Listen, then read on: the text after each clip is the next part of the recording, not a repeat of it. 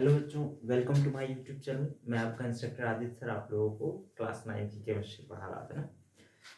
मैं क्लास 9 की केमिस्ट्री में आपको पढ़ा दिया था एटम एंड मॉलिक्यूल चैप्टर में मैंने आपको पढ़ाया आयन क्या होता है। आज आपने कहा था सर ये जानना है कि आयन का फॉर्मेशन कैसे होता है। तो मैं आपको स्टार्ट कर रहा हूँ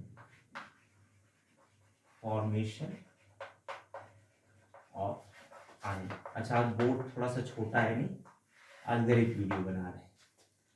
आज स्कूल नहीं है तो जो है वीडियो घर पे बन रही है। थोड़ा बोर्ड छोटा है तो मैं बार बार मिटाऊंगा, थोड़ा पेशेंस रखना। ठीक, देखो फॉर्मेशन ऑफ आयन में हमें पहले जानना है कि आखिर पॉजिटिवली चार्ज आयन कैसे बनता है। अच्छा, पॉजिटिवली चार्ज आयन क्या होता था, ध्यान सुनो। पॉजिटिवली चार्ज आयन जो होता था उसको हम कहते थे केटायन। ठीक, क्या बोला, केटायन। तो केटायन के फॉर्मेशन को मैं एक एग्जांपल से स्टार्ट करता हूँ। मान लेते हैं मेरे पास है पार्टिकल जिसको हमने कहा सोडियम। ठीक, यहाँ पर मैं फॉर्मेशन ऑफ आयन में मैं केटायन बताने जा रहा हूँ, पॉजिटिवली चार्ज आयन वाला। तो मैंने कहा मान लो सोडियम, सोडियम का ये रहा न्यूक्लियस। ठीक, सोडियम के न्यूक्लियस में होते हैं 11 प्रोटॉन, न्यूट्रॉन होते हैं 12, है ना। तो हमें न्यूट्रॉन से लेना देना नहीं, अभी हमें चार्ज पार्टिकल से लेना देना है। आयन तब बनते हैं, चार्ज तब आता है जब फंडामेंटल चार्ज पार्टिकल जो हैं उनमें से कोई एक ज्यादा या एक कम हो जाए। जैसे भाई प्रोटॉन हमारे पास होता है 11, ठीक है। हमने कहा कि सोडियम में टोटल इलेक्ट्रॉन भी 11 होंगे। डॉल्टन ने कहा था कि एटम इज इलेक्ट्रिकली न्यूट्रल। क्या बोला था, एटम इज इलेक्ट्रिकली न्यूट्रल। तो मैंने एक काम किया, इसके चारों तरफ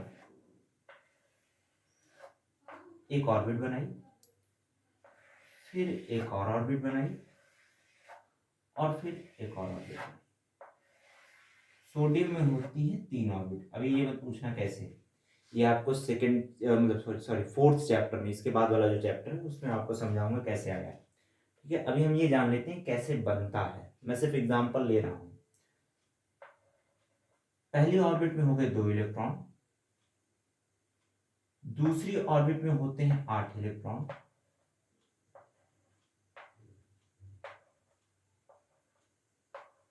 आठ इलेक्ट्रॉन हो गए। 1 2 3 4 5 6 7 8, 1 2, 8 इलेक्ट्रॉन ये, 2 इलेक्ट्रॉन ये। और इलेक्ट्रिकली न्यूट्रल होने के लिए इलेक्ट्रॉन चाहिए कितना होता है भाई, 11। अगर 11 है तो आपने कहा यहाँ पर एक इलेक्ट्रॉन हमने रख दिया। तो अभी ये हमारा सोडियम एटम। सोडियम एटम का मतलब ये, ध्यान सुनो, इस वक्त हमारे पास टोटल नंबर ऑफ इलेक्ट्रॉन कितने हैं, हमने कहा 11। टोटल नंबर ऑफ प्रोटॉन कितने हैं, वो भी हैं 11। तो अगर मैं ये कहूं कि चार्ज की बात करूं तो पॉजिटिव चार्ज कितना है, +11 यूनिट का। निगेटिव चार्ज कितना है, हम कहेंगे -11 यूनिट का। बात समझ में आई। जितना इलेक्ट्रॉन होगा उतना निगेटिव चार्ज होगा ना। आपने पढ़ा है कि सर जो पॉजिटिव चार्ज होता है, या यूं कहो कि जो इलेक्ट्रॉन होता है, इलेक्ट्रॉन पर होता है निगेटिव चार्ज और प्रोटॉन पर क्या होता है, पॉजिटिव चार्ज। तो अगर प्रोटॉन पर पॉजिटिव चार्ज है, इलेक्ट्रॉन पर निगेटिव चार्ज है, तो कहेंगे नेट चार्ज कितना हो गया, नेट चार्ज हो गया 0। तो एटम इज इलेक्ट्रिकली न्यूट्रल। फिर मैंने कहा अगर एटम इलेक्ट्रिकली न्यूट्रल होता है तो आयन कैसे बना। मैंने कहा एक काम करते हैं, जो सबसे आखिरी ऑर्बिट में इलेक्ट्रॉन होंगे, ध्यान सुनो, किसी भी एटम में हम चेंज कहाँ करते हैं, आखिरी ऑर्बिट में, बाकी कहीं चेंज नहीं होता। तो मैंने कहा आखिरी ऑर्बिट का ये जो इलेक्ट्रॉन है इसको पकड़ करके मैंने बाहर कर दिया। ठीक, इसका स्ट्रक्चर आप पहले पढ़ चुके हो, मैं क्लासरूम में पढ़ा चुका हूँ थोड़ा सा। ठीक है, तो इलेक्ट्रॉन अगर मैंने बाहर निकाल दिया, मैंने कहा आफ्टर रिमूवल ऑफ 1 इलेक्ट्रॉन, आपने कहा एक इलेक्ट्रॉन आपने निकाल दिया। अगर एक इलेक्ट्रॉन आपने निकाला तो अब हमारे पास नंबर ऑफ इलेक्ट्रॉन कितने हो गए, 10। तो यानी कि निगेटिव चार्ज कितना हो गया, आपने कहा सर -10। फिर ध्यान से सुनो, पॉजिटिव चार्ज की अगर बात करूं, टोटल पॉजिटिव चार्ज कितना, आपने कहा सर 11 11। पॉजिटिव चार्ज कितना हो जाएगा, +11। भाई जितना प्रोटॉन उतना पॉजिटिव चार्ज, जितना इलेक्ट्रॉन उतना निगेटिव चार्ज। आपने कहा भाई पॉजिटिव चार्ज कितना है, +11 यूनिट का, और निगेटिव चार्ज कितना है, -10। तो नेट चार्ज कितना है, आपने कहा सब +1। बात समझ में आई। तो जब तक हमने इलेक्ट्रॉन नहीं निकाला था तब तक तो ये क्या था, आपने कहा सर सोडियम एटम। अभी जब आपने इसको इसमें का एक इलेक्ट्रॉन निकाल दिया, तब आप इसको क्या कहोगे, सर ये हो गया सोडियम आयन। बात समझ में आई? Sodium ion. तो सोडियम आयन कैसे बना पता चला? आपने कहा अगर आखिरी ऑर्बिट से इलेक्ट्रॉन निकाल दिए जाए, या फिर हाँ, आखिरी ऑर्बिट में एक इलेक्ट्रॉन निकाला जाए या दो इलेक्ट्रॉन निकाला जाए, आखिरी ऑर्बिट से ही निकालना है। तो हमने कहा कि अकॉर्डिंग टू द फिनोमिना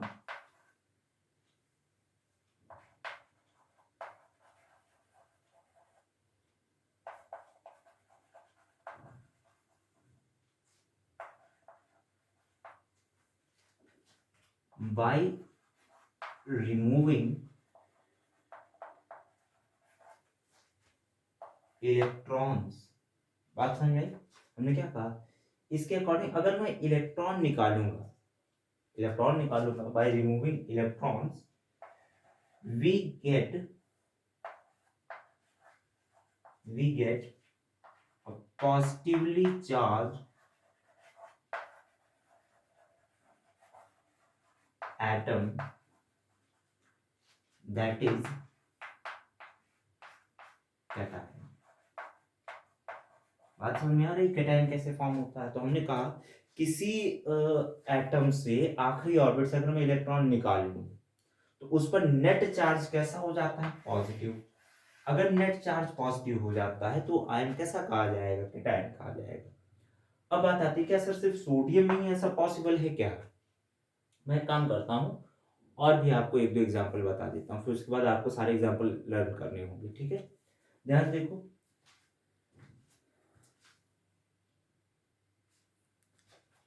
हाँ तो बच्चे अभी आपने देखा कि सोडियम आयन का फॉर्मेशन कैसे हो रहा था।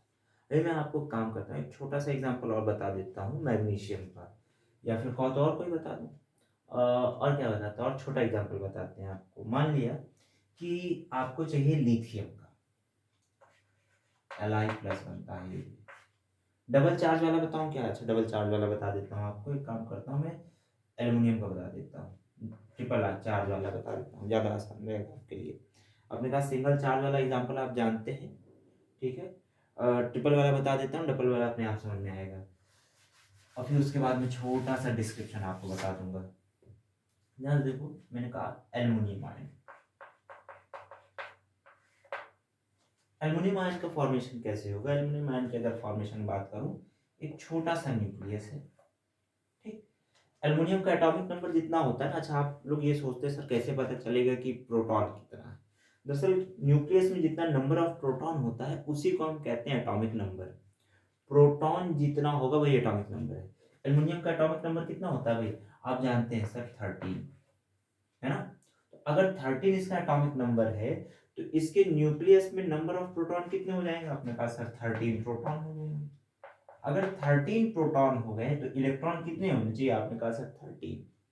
यानी कि अगर मैं ऑर्बिट बनाना शुरू करूं, तो मैंने कहा पहली ऑर्बिट बनाई, पहली ऑर्बिट में हमेशा इलेक्ट्रॉन कितने होते हैं? 2। आपने कहा पहला इलेक्ट्रॉन, ये रहा दूसरा इलेक्ट्रॉन। फिर देखो दूसरी ऑर्बिट बनाओगे, दूसरी ऑर्बिट में ध्यान देखो, दूसरी ऑर्बिट में अगर मैं कहूं नंबर ऑफ प्रोटॉन कितना, आपने कहा 1 2 3 4 5 6 7 8, 8 प्रोटॉन होते हैं। सेकेंड ऑर्बिट में हमेशा 8 होते हैं, फर्स्ट ऑर्बिट में हमेशा 2 होते हैं। अगर 8 से ज्यादा तो 8 रखोगे, 8 से कम है तो 8 से कम ही रखना है, जबरदस्ती 8 मत रख देना। आपने कहा सर इतना तो हो गया, टोटल इलेक्ट्रॉन कितने हो गए? 8 + 2 10। कितने इलेक्ट्रॉन बचे? 3। तो 3 इलेक्ट्रॉन अब आप अगली ऑर्बिट में रखोगे। हमने कहा 1 2 3, 3 इलेक्ट्रॉन हमने रख दिए।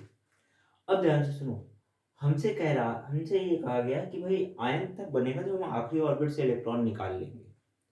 बात आती है आखिरी ऑर्बिट से हम इलेक्ट्रॉन कितने निकालेंगे। एल्युमिनियम 3 आयन ही क्यों बनाएगा, 3 यूनिट का पॉजिटिव चार्ज ही क्यों कंटेन करेगा, सोडियम 1 यूनिट का ही क्यों करेगा? तो ध्यान सुनो, आखिरी ऑर्बिट में जितने इलेक्ट्रॉन हैं 4 से कम होने चाहिए। कितना?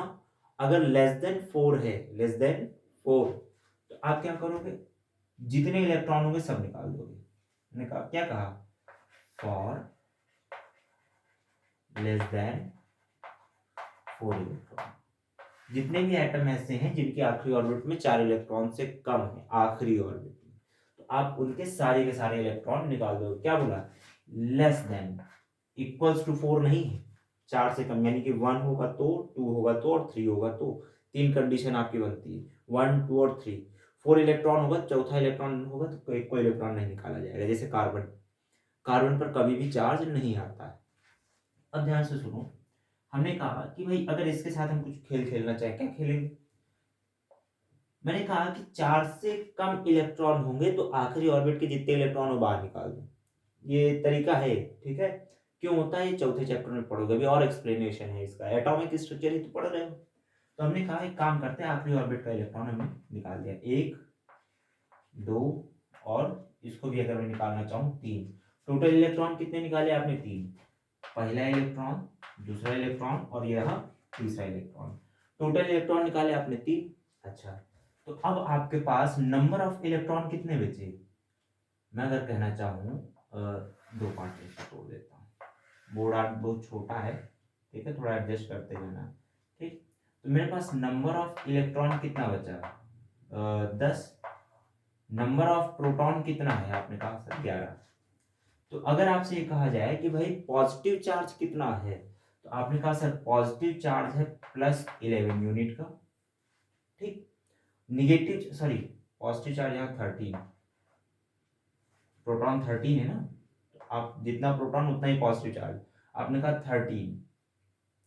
और इलेक्ट्रॉन कितना आपने कहा 10, तो जितना इलेक्ट्रॉन उतना निगेटिव चार्ज, तो आपने कहा -10। तो नेट चार्ज कितना है, आपने कहा सर +3 यूनिट का। ठीक है, क्या बोला, +3 यूनिट का। तो एल्युमिनियम के साथ अगर आपको लिखना है तो आप लिखेंगे एल्युमिनियम प्लस प्लस प्लस, या फिर आप लिखेंगे एल्युमिनियम 3+। तो ये तरीका हो गया केटायन बनाने का। ठीक, उम्मीद है केटायन आपको समझ में आएगा कैसे होता है। अब बात आती है, आप लोग कंफ्यूज रहते हैं कि सर ग्रुप ऑफ एटम में कैसे चार्ज बनाया है। तो ग्रुप ऑफ एटम के लिए एक चीज ये याद रखना कि मैं आपको अभी, क्योंकि अभी बहुत ज़्यादा केमिस्ट्री डीप में आपने नहीं पढ़ी है ना, बहुत ज़्यादा डीप में केमिस्ट्री नहीं पढ़ी, तो इस वजह से मैं आपको बहुत ज़्यादा डीप में इसको समझा भी नहीं पाऊंगा। थोड़ा सा इंतजार करोगे, चीज़ें ज़्यादा समझ में आएंगी, एक बार में सब नहीं समझ में आएगा।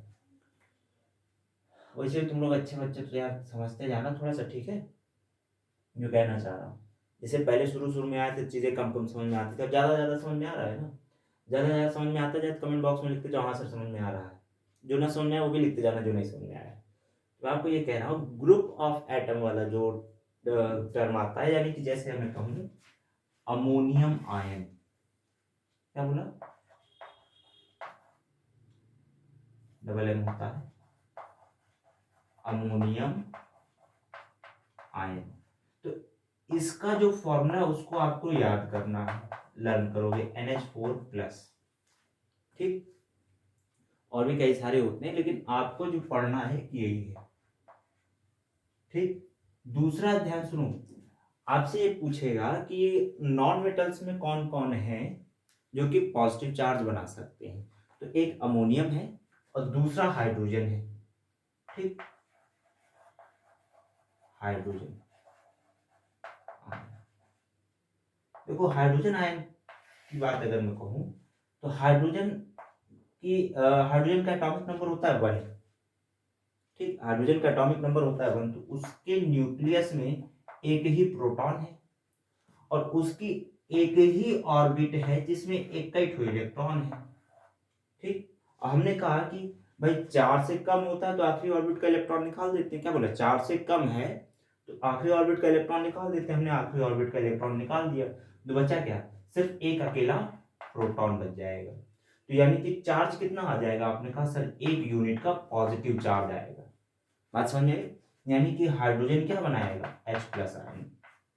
ये जैसे H+ आयन बनाता है बिल्कुल इसी तरह से ये H- भी बनाता है, ध्यान रखना। जैसे इसने H+ बनाया बिल्कुल ऐसा ही H- भी बना लेता है, तो आपको कंफ्यूज होने की जरूरत नहीं।